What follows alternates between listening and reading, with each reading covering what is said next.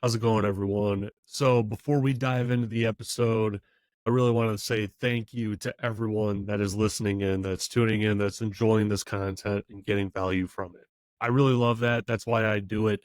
But there's a huge amount of you that are listening that are not subscribed, not following the podcast. And I really want to encourage you to please follow and subscribe to the podcast on whatever platform you are listening or viewing this on.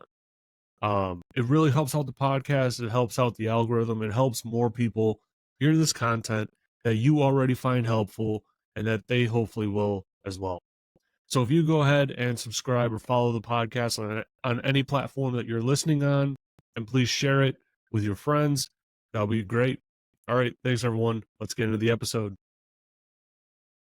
How's it going, Brad? It's great to get you on the podcast. You know, we've been working towards this thing for a while, and we've had some hiccups along the way, of course, but I'm glad you're here. Yeah, it's an honor and a pleasure. I appreciate it. Yeah, absolutely. So, Brad, why don't you tell my audience how you got into IT? What made you want to get into security, into the security space, right? And I start everyone off there because it kind of fills, two purposes, right? I have a lot of CISOs, directors, managers that listen to this, a lot of experienced professionals, right? So it kind of opens up who Brad is to them, and then it also shows my younger audience that is trying to get into IT, maybe trying to get into security. It shows them your background, right? So they can maybe match that up and say, hey, if he did it, I'm coming from a similar background, maybe I can do it too, right? I will kind of Tarantino this and say, start with the ending first and then we'll go back to the beginning. So I will say that if I can do it, anyone can do it. I did not originally start on the IT path by any means. I always loved sci-fi. I always loved technology. I was always a tinkerer. Like going back to when I was a kid, I had the GE clock radio that everyone had, the brown one with like the little buttons. And I would basically take it apart and put it back together again. My dad would yell at me and be like, what are you doing? And I would overclock my Apple II and everything else. So I would say like maybe above average tinker. Took apart my first computer when I was a teenager. Just wanted to know about technology and was always just super curious about everything and how the world operated. But I did not know what I wanted to be when I grew up. And when I, in the 90s and all that, when I was, going through doing, applying to colleges and trying to figure out, okay, where do I go? Do I go in the military? Do I not go in the military? What career do I pick? What do I do? Ultimately, my dad convinced me to go into college. And then I ended up starting in engineering because I wanted to do math things and do engineering, hated it, switched to business, ended up going into the military because of 9/11, and ended up getting a military scholarship, went in the Army. And what they assigned me, originally wanted to be a pilot, took 3 flight physicals and failed the third for vision. And then got assigned the Signal Corps, which is basically where cybersecurity now sits and IT and all that, and got thrown into it. And then as a young 22-year-old lieutenant and officer, I was in charge of basically one of the first, what was known as a quick reaction force, or basically a rapidly deployable team to go around the world and basically respond to natural disasters, and dealt with the influenza scare. We'll call it a scare now, but the influenza outbreak that almost turned into a pandemic back in 2007. I was there in Thailand during Cyclone Nargis, which was a Category 4 and devastated and lost hundreds of thousands of lives during that time period. And while I was learning all that, there was no real books. I was very limited in terms of like certifications and training, and there wasn't any real degrees out there to learn all this stuff. And we were responsible for securing our networks. I mean, it was basically a mobile deployment center. So if you know how the Federal Emergency Management Agency works, or FEMA or Red Cross, they typically have their own command centers. I used to run those command centers. And eventually I ended up getting reassigned, or an expanded role, not really stopping what I was doing, but basically doing cybersecurity for the military intelligence while doing this. And that basically summed up the first kind of 6 years of my career as the Army, and eventually moved on to what's now SecureWorks, and built out a lot of their different capabilities. But I had no idea. And really, I just go on deployment after deployment. I always had a book with me and always had, Google really wasn't a thing back then. So whatever I could get my hands on, through other folks. And when I say books, I mean like manuals, really boring, long Cisco manuals on like how routing works. And then, it's pretty limited in terms of, what the Army had to offer in terms of training. I could basically take a computer and put it back together again and do some basic routing when I started, and configure like Outlook. That was about it. And then, basically fast forward over the past 20 years and 20, going on 20 plus, and it's been an interesting journey for sure. And worked with a lot of different others in terms of kind of building all that out. At SecureWorks, it was kind of really interesting because one of our things that we talked before the podcast was like, kind of work with others, helping them get into this space. And part of what we did at SecureWorks was we were trying, the SOC manager, and I was basically working with my peers and trying to figure out like, we need to hire people and expand and grow. SecureWorks is, was one of the leading MSSPs or managed security service providers at the time, and it was really difficult. Like we would find people outside of college and not really have any experience. I was hiring, some of the people that I hired. Someone I was in Rhode Island at the time, hired someone out of Florida that was working at a Publix as a bagger, and they would basically train, was learning cybersecurity themselves. I was like, if you're willing to relocate up here, we'll train you. We'll teach you how to be an expert. They became one of the top threat researchers in the industry and arguably one of the top 1%. And then another was, a general manager at Unos and just wanted a career change and knew the opportunity. What a lot of people don't realize is you can actually make 20% more doing a similar job in cybersecurity than, if you're doing marketing in cybersecurity or, applicable field, you actually can make, 10, 15, 20, if not 30% more in this field just because it's in such high demand. So it's been an interesting journey. Certainly a lot more. We could probably do a podcast just on the early days, but that's kind of how I got thrown into it. It wasn't by choice. Right. So tell me about what that was like on that QRF team. What was the workday like, right? Are you going from, 9 to 5, or are you going until you hit a certain point and then you're studying, you're reading a book, right? To learn those different skills and whatnot, or what does that look like? Yeah, I don't think I slept the first 4 years I was in the military, the short version. Luckily, I did it when I was in my 20s and not my 30s and 40s. But it was, I was in charge of 6 different teams and basically over 100 soldiers in terms of different, millions of dollars of equipment. And basically 2 teams were on standby, 2 were on rest period, and 2 were basically in training or basically ramping up for the next cycle. So at any given moment, 2 people were ready to go. And we basically were trained, like whether it was boat, rail, vehicle, or air, like we would basically figure out how to, from a logistics perspective, we have to be anywhere in the world within 54 hours. And so you have to figure out, literally measure it down to, bringing printers and measuring out all of the paper that you need, toilet paper, because you're going out into really remote, completely disastered area. You're not going to have power. You're not going to have clean water. You're not going to have the internet is going to be what you bring with you because we're deploying with satellites. And so basically what it was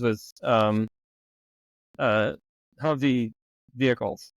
We had basically our trucks, and on the back would have like a shelter unit, and in that you'd have, pretty much a mobile. It was a mobile data center, is what it was. And then we had basically different satellite systems that would connect to different military networks. And if needed, we some of the deployments, as I got into more of the top secret levels, we used commercial bands as well. And it worked alongside 3-letter agencies depending on the mission. And especially if they're an allied nation and there's a natural disaster element, intelligence becomes incredibly key, as well as cybersecurity elements. And people don't realize that when there's a natural disaster that happens. So part of it is being on standby. And so until the stuff hits the fan, we're kind of on easy streak. so to speak, in terms of, it's kind of what we call being in like basically the garrison, and we would do like our day-to-day training, we do maintenance, everything had to be tip top, like ready to go on the plane like that day if needed. My bags were packed and ready to go, like I'd leave it in my trunk kind of scenario where like at any given moment I had to be at the airport to go where I needed to be. Really what it breaks down to is every free moment that you got to remember, like the internet isn't what it is today. Like you're not sitting on YouTube. YouTube didn't exist.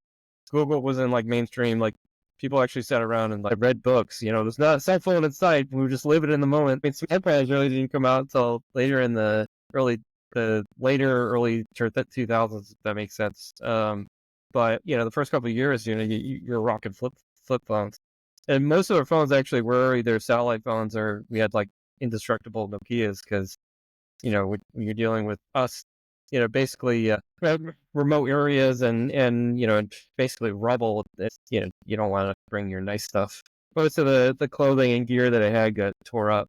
Yeah, it's interesting to kind of see that, and you fit it in. Like you're on the plane for, some kids, 8, 6, like 8, I was stationed in Hawaii, just to get to Japan or to get to Thailand or get to Korea, South Korea, or anywhere, or the Philippines. It takes 18 hours. People don't realize that. 9 to 12 direct flight to Japan, and then it's another 9 to 12 to get to Southeast Asia, depending on where you are and all that.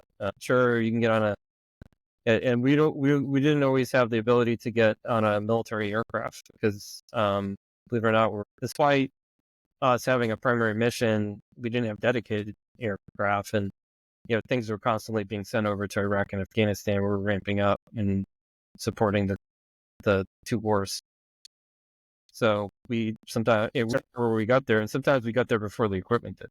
But at least we could be liaisons, we could be advisors, and advise folks. Yeah, yeah. I asked that because there's a lot of people, a couple friends of mine actually, right? They always say, I'm so busy, I can't do it, I don't have time, and this and that, right? And I'm just sitting here, well, you don't want it bad enough. I mean, like plain and simple, like you just don't want it bad enough. Like you want the money, right? You want the flexibility, you want the ability to do something else, right? But you don't actually want it, right? Because if you actually wanted it, like you would figure out how to optimize your sleep so that you're sleeping less hours and that you're, spending more time studying or doing whatever you need to do to get this done, right? Like I can give you the roadmap, I can give you the plan, but at the end of the day, if you're not going to do the work, if you're going to keep on claiming you don't have time, it's never going to happen, right? And so like it's always important, I think, to point out, right, when I have people like yourself on, right, that are very much, self-starters, that you at some point in time you saw and you were like, hey, I want to get into this, right? Like I want to learn, I want to know as much as I possibly can about this area. When you saw that, when you identified that, you went for it, and a lot of people are missing that part. Yeah, and I have a lot to say about that. So, like, when people would say, "Oh, I didn't get a good night's sleep last night," I'm like, every mission that we had, we didn't sleep the first 72 hours. And it's like you're on the plane, you're going. We would sleep on the plane getting there because there's only. But even then, like sometimes we didn't because depending on the mission, we didn't have all the. Like we were reviewing the material on the plane, like we would get the map, you would get our kit, and it'd be like, here are the maps of Thailand. That's what it looked like before the natural disaster. You can see the river and all that's not there anymore. But Yeah, at least you can it's figure it out something. when you get there. Yeah, you figure it out when you get there. But like part of it's like you're writing the operations order and the execution plan and everything like on the plane. We would have our standard like packing list, and like we would do like last minute packing and all of that. But we're it. We it's you have to be there in 54 hours, so that means that like every second counts leading up to that moment. When you hit ground, that's when the fun begins, and then from there, that's when the like we kind of cut it off at 72 hours because you start to get then you start to become a safety hazard. So, and you get micro sleep and all that, but really it's you're pretty sleep deprived in the first couple days. And once you get the internet flowing and phones going and people can operate, then you can kind of take a breather. But it really is typically something that ends up happening. I mean, your adrenaline's pumping so hard because it's life and limb. So spare the gory details, but not everybody's alive when you get there. But it's that scenario. I would say I have a couple people a month could reach out to me and they're like, can you help me break into cybersecurity? So like, little known fact, I've actually worked with uh 3 different police officers over the past couple of years to help them transition because there's been a lot of pressure on police officers. It hasn't been so nice to them over the past couple of years. A lot of good friends of mine, they're like, I got to get out of here. It's not safe. Defund the police is killing me. Everyone hates me. I want a purpose. I want to make money for a living. And I'll give them the answer to the test. And they're not. I'd say I love helping those types of individuals because they wouldn't because they have kind of that military mindset or that warrior mindset in terms of like I'll do anything it takes to accomplish my mission. Now, I'd say 9 times out of 10, I talk to somebody in college or they're a younger demographic. They're really in there. People that like, hey, can you help out my son or can you help out my friend? All he does is play video games on his couch, and it's like, okay, well, I'll talk to him, and it's like, hey, this is what you got to do to succeed. And then like they instantly get nauseous and don't do anything. Yeah, it's like, one of the things I like to do is show people. So there's you just go to Google and type in security certification roadmap. Paul Jeremy has built this beautiful diagram in terms of kind of basically how all the certifications, and there's over that 400 and that something. huge thing. Yeah, 400 and something certifications from beginner, intermediate to expert. These are certifications, and any one of these certifications could be at a minimum 80 hours, if not 800 hours in studying, depending on the level of complexity, whether it's hands-on or not, and where you're starting from. So it's a major commitment. And I show people, it's like, hey, this is Mount Everest. Like, you can get there. And most companies will pay, not for all of them, but, a handful. I maybe paid out of pocket once for one of my certifications. I was able to get the military and, SecureWorks, IBM, others to pay for certifications as I go along. You have different like grants and things like that and the ways around it. There's still tons of free information and certifications that you can get out there. A lot of nonprofit stuff. Cisco has their academy. There's stuff like Cybersecurity, great good stuff out there in terms of just tons of research. But like I show them this and they're like, no, I can't. And typically I start people and I say, hey, just look at CompTIA and start with A+, go to Net+, go to Security+. You'll have enough that you could start working at like a internet service provider or place, and you can, basically work at a help desk effectively and learn the ropes and then get some experience. And then once you have 1 to 2 years under your belt, then you can go somewhere else. And then, and at SecureWorks, we would take people with 0 experience, train them. We actually almost preferred it sometimes because, we get people out of school sometimes and they have a master's degree in computer science and they don't know the difference between TCP and UDP. Like, you got to be kidding me. How is it? You just literally wasted your entire, really postgraduate education, Yeah. hundreds of $1,000s at a top tier school, and you didn't learn a damn thing. So it really comes down to aptitude. And, like I said, I hired, people that worked at a supermarket, that worked at a restaurant, that did different walks of life, and just police officers. And, some of those elements are translatable and transferable, so you're not necessarily starting from scratch. It really comes down to the fortitude and really rolling up your sleeves and putting the work in. And it's that perspiration that you have in terms of sweating it out and doing it. And when I was starting, I really like fully immersed myself like I was learning a language, literally learning binary and hexadecimal conversions and all of that, and learning how to do the packet analysis component, but really treating it like I'm fully immersed in learning Spanish or French or any language. And And that's really the best way to learn anything. And like I would, you know, I would follow newsletters and podcast. I mean, podcasts weren't super readily available 20 years ago. That really took off over the past 5, 10 years. But, whatever was available. Sans had their news bite feed. Tons of, after 2010, things started to really come out in terms of like open source and having a lot more information readily available that you could get your hands on stuff. Yeah, it's always interesting, when someone comes to me and says that they want to get into security, how do they do it and whatnot. I actually take the approach of trying to convince them to not get into it, right? Because if you're Yeah. so easily swayed by what I'm going to tell you, you probably shouldn't, waste your time getting into it. Like I was telling a buddy of mine, and he, owns his own franchise of some business and whatnot, and he really enjoys it, right?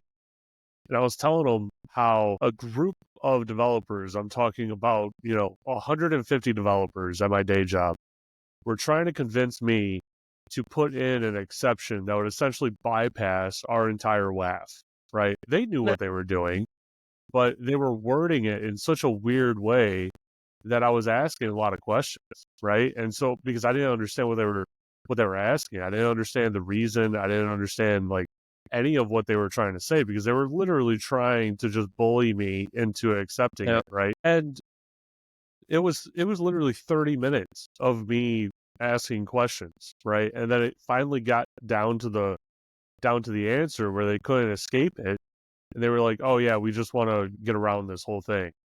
And I'm sitting Yeah. here like, these are adults.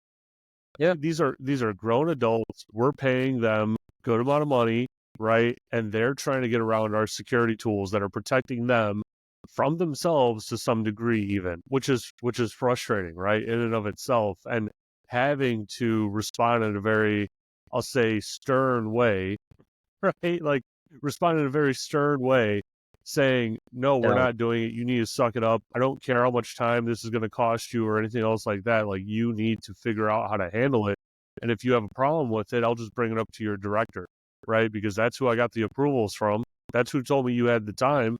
Like it was your director, it was your VP. It wasn't anyone else. It wasn't your manager, right?" And my buddy though, who's not even interested in getting into security, he heard that story and he's like, "Yeah, I would never want to be in that industry." And Yeah.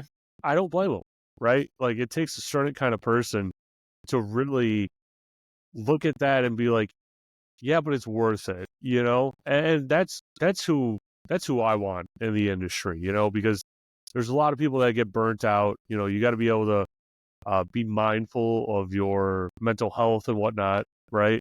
And maintain that properly. But it's a great field that really anyone can get into if they want to get into it. Doesn't matter where you're at right now, like you mentioned, right? With those police officers, who's busier than police officers, right? I mean, like Right. I tried to go into law enforcement out of college, and I'm very glad that did not work out. I think I had no more than like 2 brain cells at the time, right? And the riots started kicking off, and I think it was like St. Louis or something, right? And I saw that, and I'm like, I just feel like I don't want to die doing a 9 to 5, Like I feel like I need to find something else I'm passionate about, right? Like it just didn't add up to me. So I'm like, okay, let's go some other route, right? And it just escalated from there, it just got worse for them from there. But like who has a more rigorous schedule outside of the military? These guys are driving around, they're patrolling all day long, they're putting their lives on the line all day long, and then you want them to come home, have family time, decompress, and study. I mean, that's a large ask, right? Yeah, it's tough. It really is. And I mean, that's why I left the military ultimately, was it wasn't very safe. And I knew that my body wasn't going to be able to keep up with it, and still dealing with a lot of that. And it's tough. And part of the problem with transitioning was the decompression. So for all the soon to be veterans or currently veterans of either first responders or military, regardless of where you are in the world. You just have to be conscious of that decompression sickness, is what I call it, when you go from being 100 miles an hour to not so much. I mean, that was our problem. Like being at that operational tempo for so long, I forgot what normal was. I mean, it's like taking, drinking 2 pots of coffee every day to not, to down to nothing overnight. It's just like you go 100 miles an hour and just like slam on on the brakes. And I started off as like a shift supervisor. I went from basically being in charge of all this stuff, millions of dollars of equipment, flying around the world, in charge of 116 people, seeing pretty much everything under the sun as like, a junior level officer in the Army, to a first shift supervisor. It's a security operations center. It's at SecureWorks. It's in charge of like 6 people. Right? Like, this is different. Yeah. And then, Yeah. yeah. And then it's like, you start looking around. It's like, what can I fix around here? And then before you know it, I ended up, getting in charge of like 30 people, and then moving up, and then eventually moved to product management, and then eventually, ended up going more and more up the ladder. So eventually it ended up leapfrogging, but it was definitely a hard transition for sure, mentally, more than anything else. And it was, how do we not go 100 miles an hour? For anybody that's seen that movie, like American Sniper, when Kyle is sitting there and he's in the doctor's office and kind of he's just sitting there, and like his blood pressure's through the roof, and it's like, that's how you get hypertension, you get high blood pressure, and you used to that just going a million miles an hour. But Yeah. yeah, it really comes down Yeah. to dedication to your craft. And that's as a hiring manager, those are the things that I look for. And anybody that's ever worked with me before, I in my interviews, I always used to ask a variation of this question, which was, in 1 minute or less, tell me 10 things that you can do with a number 2 pencil. And like, and typically I wouldn't hire anybody that didn't try to get all 10. And it's about the whole point of I don't really care what you're going to use the pencil for. It really breaks down to, are you going to give up or not? And I've had people give up at 5. I'm like, you're just going to give up. You have 30 seconds left.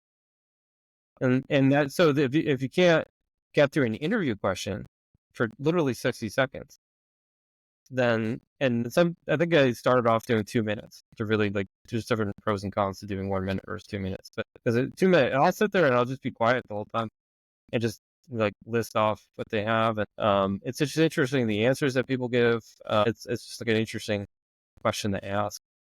Yeah, it really shows you kind of how people go about a problem and how they do it. And the people that ended up getting 10 out of 10, like, I've seen people rattle off 10 out of 10 in 30 seconds. And those are the type of people you want to hire, because when the stuff hits the fan, that they're going to be the ones that really push forward. And because it comes down to problem solving. If you have custom routing issue in your Cisco firewall or whatever, that you have custom rules that you've built, you're not going to find that on Google. You're going to find that in the Cisco manual. You built it. It's your bed laying it. So you're going to have to figure it out. You put custom code on your machine. Only you know that code.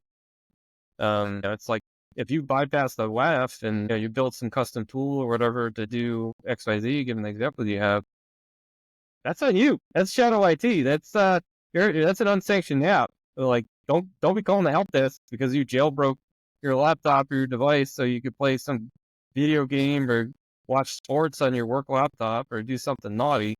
That's on you. And that's like a systemic problem right now across the board. That, like, I would say arguably over 40, if not 50% of organizations have this problem right now. And it's probably even extensively higher because of all the adoption of artificial intelligence. So, like, you'll look up and just like search, like, what are the number one applications, and like it'll be like Microsoft, and it'll be Adobe, it'll be whatever, and it's like, no, it's actually AI. It's just no one's talking about it. They're using it to basically as a competitive edge against their own team to to make, they'll be assigned a project and they'll do it 5 times faster because they used an AI tool to do it. But they're not going to admit that they use an AI tool for it. And that's kind of what's happening is people are using these unsanctioned apps, these web apps. So all I have to do is open a Chrome browser and do that. And now we're getting to really scary stuff where you have, AI avatars that are like really hard to discern. Like, is this person real? Yeah, I actually I know someone that very recently had someone, interview and apply for their company at an open role, right? And they passed the interview, they got hired, and someone else basically showed up and had, something. They had something going on with their screen where it looked like the person that had interviewed, but the answers that they were giving were just like completely off the wall. It was wild. Like they thought that they must have had, some AI, you know, like listening in on the conversation and telling them what to say and stuff like that. Like it was pretty crazy. Like I've heard of that, but I've never talked to someone that has actually gone through that and experienced it firsthand. It's AI is turning into a crazy world, right? Where like everything now has a significantly higher attack surface. Yeah, and it's going through the roof. And part of what's driving this forward is obviously the economy. So the last 2 years have not been very forgiving. We're definitely in the post-COVID economics. So we had basically the massive boom that occurred in 21, 22, and then mid 22 we started to kind of hit a critical point. We saw sales cycles take longer, purchasing decisions were greatly reduced, budgets were reduced, a lot of layoffs, a lot of trimming of the fat, a lot of shift towards rapid hyper growth, towards better margins and better profitability, a lot of hoarding of cash. And the cascading effect of that and kind of the catalyst, we're in the new kind of gold rush with AI. And with the introduction of OpenAI,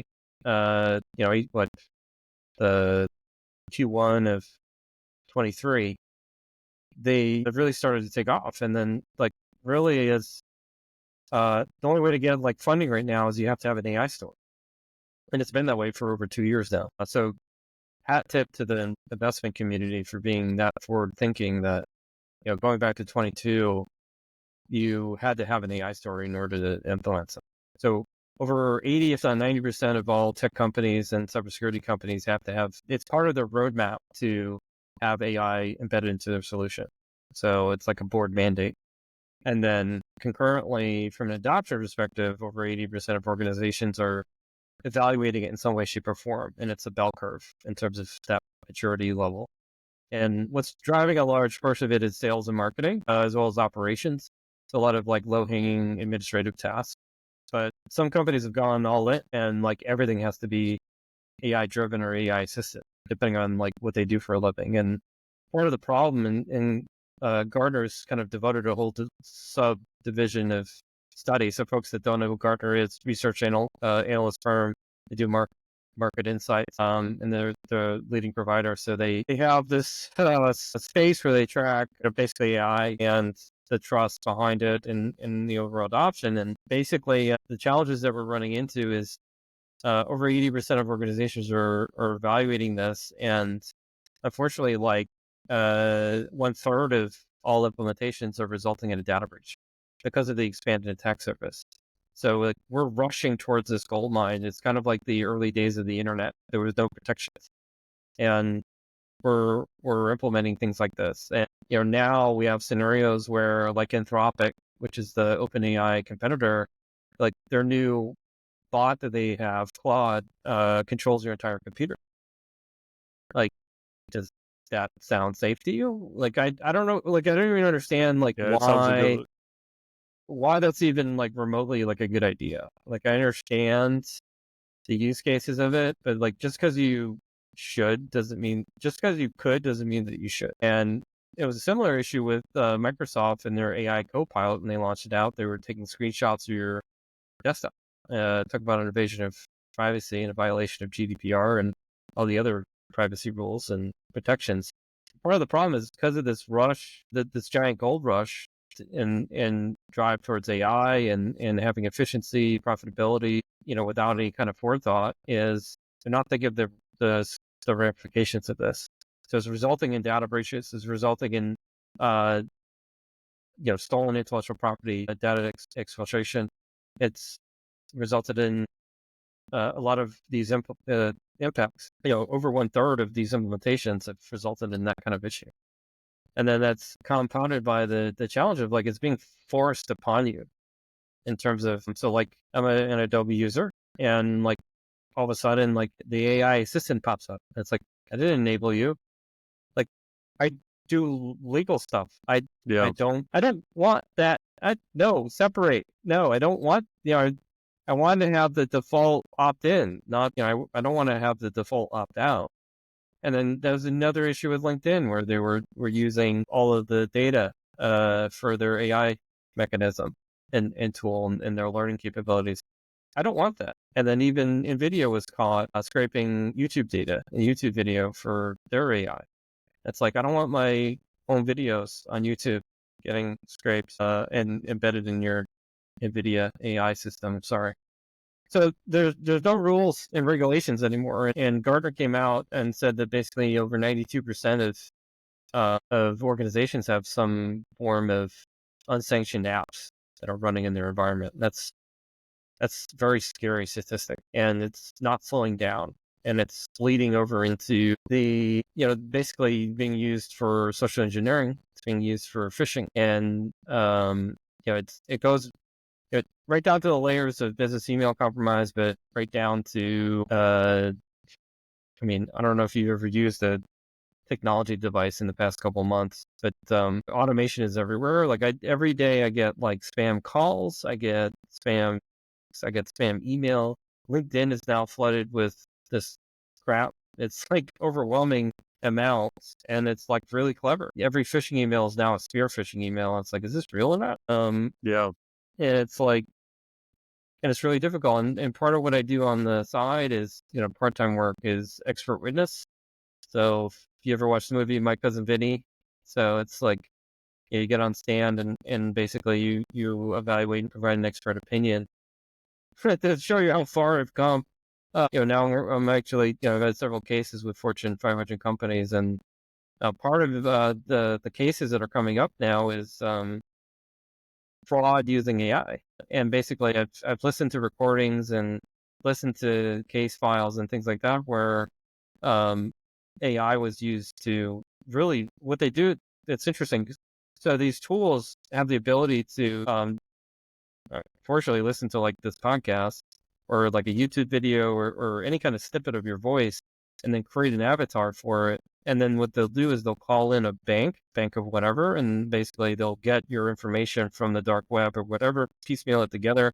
So they have your banking information or whatever, enough information for them to call in and socially engineer the end user and mimic your voice.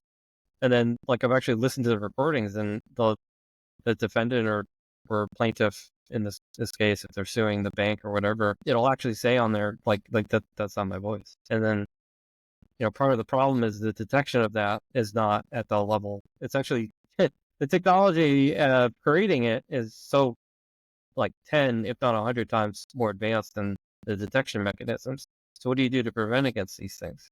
Because the technology is evolving so fast, but the prevention mechanisms aren't there.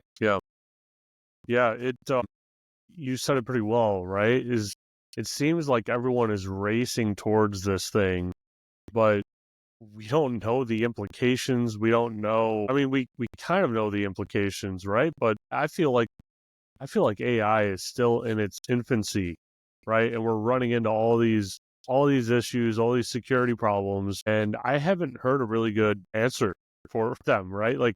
How the core question is, how do I take an AI model or an LLM, put it into my company's environment, and use it to assist my employees to do better work for the environment?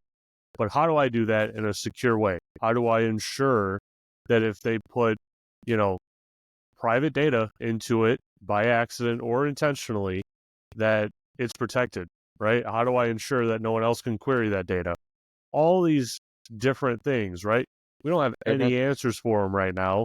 And all of the things that you and I just mentioned are all like huge breaches Yeah, of huge. these different regulations that, I mean, banks pay billions of dollars to get around like those regulations to make, or not even to get around, but to make sure that they are, abiding by those regulations, to the fullest extent. So now we're going into a situation where it's like, yeah, that $2 billion that you just spent on security for your organization, yeah, it's probably going to have to, 5x. I mean, that's insane. Yeah, it's absolutely insane. I mean, we're trying. So at Morphosec, we this is why I love the company. Is that we're trying to at least mitigate a sliver of this larger problem. A large portion of it ends up landing on the endpoint. So that's where we sit. It's an agent-based solution. But we basically help with kind of getting visibility down at the endpoint level. And how we kind of go about it is we identify different vulnerabilities in terms of that, and different to control. We monitor and validate that security controls are working properly. We identify high risk software. So if you don't want this to run in your environment, we have the ability to detect those mechanisms and then provide mechanisms on like who is that. So if you're bypassing a WAF or you're bypassing a mechanism, the endpoint's going to pick it up. And then any kind of like misconfigurations that are there. So those are kind of like the four major tenets. And it's done on a continuous basis. It has to be continuous. It can't be just like a routine scan. And so we call that basically adaptive exposure management, being able to basically have visibility of that. So that's kind of like the outer ring of like what we call basically a blast radius resiliency. And currently like adaptive cyber resiliency is another way to think about it. And if you think of a blast radius, whether it's an earthquake, so we're talking about natural disasters, so basically the more and more you can reduce that blast radius, so it's contained to a smaller circle, and you can really mitigate the impact that you have. So it's just that endpoint or that application or that subsector that you're basically monitoring and implementing. And really, you want to be able to prevent that infiltration from happening. So we have something called infiltration protection as well. So we're looking at the different memory components. We're looking at the privilege escalation. We're looking at credential theft protection, hacking tool mechanisms. So if you're using a certain AI tool that's been flagged as malicious or known to create these different avatar and mechanisms, then you're being able to mitigate the different ways that these attacks can get in, like prompt injection or executable rote code execution or executable code components or manipulation of memory. So we might not be able to stop the first kind of components, but from the actual infiltration or impact perspective, so actually hitting that point and where it's actually going after your crown jewels, it's going after the intended target, then we have those different layers. And so the last layer that we have is impact protection and mitigating against that as well. So we kind of like a 3-layer in-depth approach to preventing these types of attacks, as well as things like ransomware or preventing ransomware in advanced level attacks, regardless of what you have operating on your environment. So it's kind of like a standalone element in addition to other endpoint security or application security type elements that you have. And really what it breaks down to is you have basically an AI war happening right now. So all of the offensive tools and defensive tools are all AI driven now. Well, that's a threat model versus a threat model. So what happens when that cat and mouse game comes to a head, and you have to have that layer, that safety net, that additional layer that protects against that. And that's kind of like where we come in and the core value prop that we have within the vein of at least the AI security. Hmm. It's a That's different approach. interesting. Yeah, when you put it like that, right? Like we have defensive and offensive tools with Mhm. AIs that are going up against each other. It's like a recipe for disaster almost, right? It is. Well, yeah, and if you look at like, I don't want to pick on any leading vendors or anything like that. That's not the point of the podcast, but yeah, they all are toting the same narrative that we have the special, the super duper AI that's coming in, Yeah. and we have all these these algorithms and all of that. We're able to detect the things that no one else can and all these other things. And it's like, okay, well, what if as a threat actor, I poison that algorithm and I'm able to get in there and basically manipulate that and change your signatures. That's why AV, traditional antiviruses, is a dead and obsolete solution, is because threat actors figured out how to change the signatures types. And one of my favorite stories is early on, I was doing some forensic analysis, and I noticed that a threat actor changed kind of the mechanism of, just to simplify it, this is spam, stop.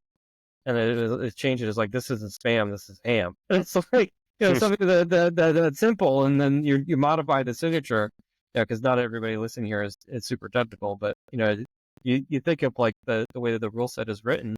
That's it's that simple. Like if you change the algorithms and the main elements of that, and you're able to tamper it, you're able to bypass it. Every security tool now can be bypassed. So what happens? Where's that safety net?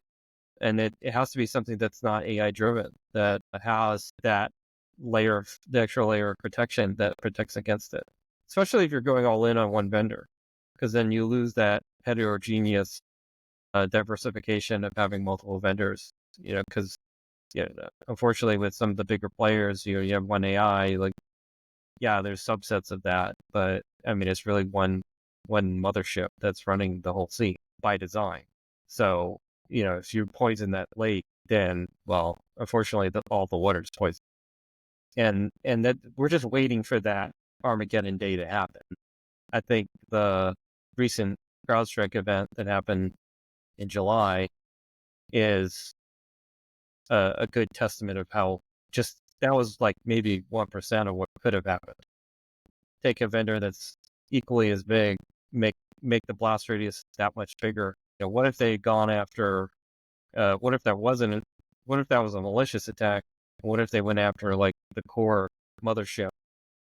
How bad that would have been. And then what happens if it was a SolarWinds type event where that went undetected for months, if not years? Right. What the ramifications Yeah. are. It's we're going into, uncharted territory, right? But it'll be interesting, right? It creates a lot of opportunity for people to separate themselves and stand out from the rest of us, that know a little bit more AI, that have that specialty, that have that knowledge, that companies will be able to capitalize on because they desperately need that skill set. So it's an interesting time for sure in IT overall. Well, Brad, we're unfortunately we're at the end of our time here. I'll have to have you back on. It was a fascinating conversation. I love how we went through everything. I thought it was really interesting. But before I let you go, how about you tell my audience, where they can find you if they wanted to reach out and connect, and where they can find more of you. Yeah. For me, the best place is LinkedIn. So drop me a connection. Happy to connect and talk there. And then for Morphosec, just reach out on our website. So you have a contact us on there, and happy to have a chat, teach you more about our solution, and learn more about us. You follow us on social media. We're on LinkedIn, we're on Twitter, all the major sites, and that's Twitter, and now it's X. Sorry, and X, and then it's gonna be really hard for me to learn that. But X and Right. For LinkedIn. Awesome. So thanks for having me. Well, thanks everyone. I hope it's always good to catch up. Yeah, absolutely. It'll be interesting. I wonder we could probably do like a part 2 about like emerging AIs and how to protect against them and whatnot. Yeah, absolutely. I'd love to do a deep dive. So pick a topic, and I could talk about this stuff all day long. I've come a long Yeah, way in 20 something absolutely. years now. Yeah, definitely. Well, thanks everyone. I hope you enjoyed this episode.